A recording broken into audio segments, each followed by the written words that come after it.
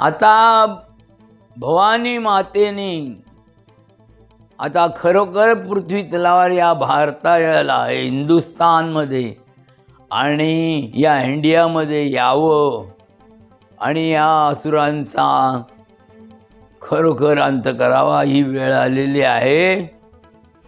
जगद्गुरु शंकराचार्यांनी सांगितलं की जो दगा देतो तो हिंदू नसतो, जो दगा सहन करतो तो हिंदू असतो.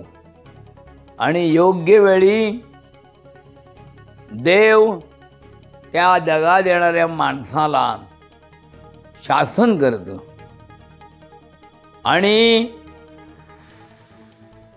आपल्या सर्वोच्च संसदेमध्ये हिंदू धर्माने हिंसा शिकवलेली नाही असं राहुल गांधीजी विरोधी पक्षनेते म्हणतात.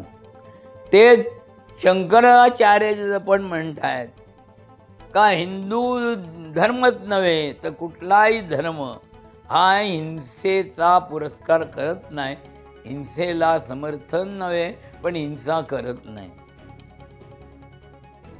आणि काही दुसरे गुरु म्हणतात की जनता कोण म्हणते, जनता जनतेने ठरवलेलंच आहे. पण आता मुनगंटीवार म्हणतात, मुद्दामून नावं घेतो मी, मुनगंटीवार म्हणतात जगद्गुरु शंकराचार्य जर माझ्याकडे आले असते तर मी त्यांना सांगितलं असतं.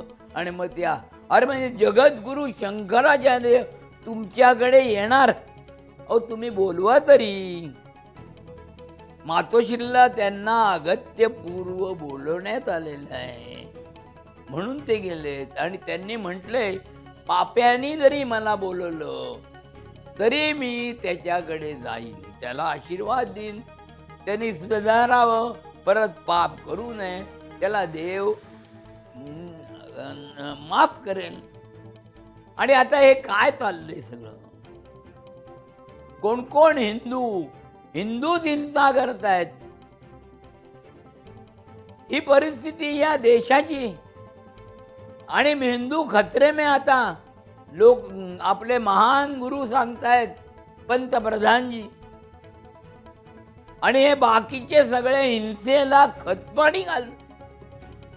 आणि एक महान शाहू महाराज, छत्रपती शाहू महाराज हे तिथे जाऊन शांतीचा संदेश देतात. खरोखर दुर्दैवी आहोत आपण.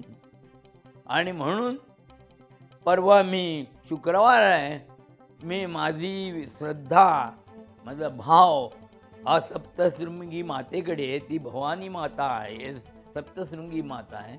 आणि देवीचं रूप म्हणजे राक्षसांचा वध करण्यासाठी देवाने देखील आराधना केलं देवीचं रूप.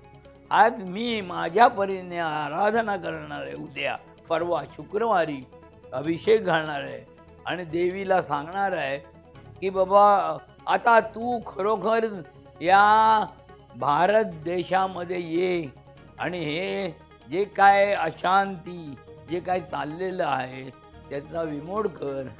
या राक्षसांचा तुझ्या परीने जे काय करायचं ते कर. कारण आता हे कोणी थांबवू शकत नाही असं मला वाटतं. जय गुरु.